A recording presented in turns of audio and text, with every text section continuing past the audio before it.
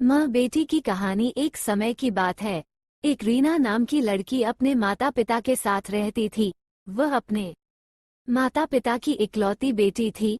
उसके माता पिता उससे बहुत प्यार करते थे, इसलिए वह जो भी मांगती थी उसे लाकर देते हैं। उसके पिता इतने ज्यादा पैसे नहीं कमा पाते थे, लेकिन फिर भी वो अपनी बेटी की हर इच्छा पूरी करते थे। एक दिन रीना ने अपने पापा से कहा कि पापा, मेरी चप्पल पुरानी हो गई है, क्या आप मेरे लिए नई चप्पल लाओगे? पिता ने अगले दिन नई चप्पल लाने का वादा किया। पिता अगले दिन नई चप्पल लेकर आए। रीना नई चप्पल देख बहुत खुश हुई और चप्पल पहनकर पूरे दिन मोहल्ले में उछल कूद करती रही। शाम को वह घर आई और चप्पल उतारकर सो गई।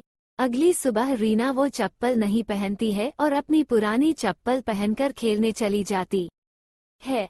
मम्मी से कहकर जाती है कि मम्मी, मुझे ये चप्पल पसंद नहीं है, मैं अपनी पुरानी चप्पल ही पहनूंगी। उसकी ये बात उसके पापा सुन लेते हैं। इतने में रीना बाहर खेलने भाग जाती है।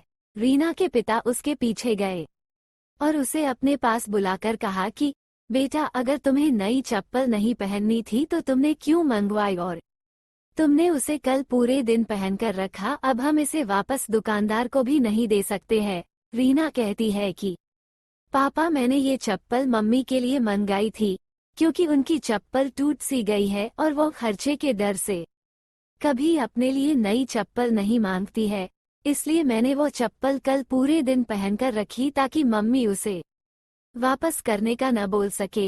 अपनी बेटी की ये बात सुनकर पापा बहुत गर्व महसूस करते हैं और दरवाजे पर खड़ी मम्मी भी बेटी की बात सुन रही थी। वह भी मन ही मन बहुत खुश हुई कि इतनी सी बच्ची में इतनी समझ है। दोनों माता पिता एक दूसरे के सामने देखकर मुस्कुराते हैं और बेटी को प्यार करने लगते हैं। सीख: हमेशा अपने माता पिता की मजबूरी को समझना चाहिए।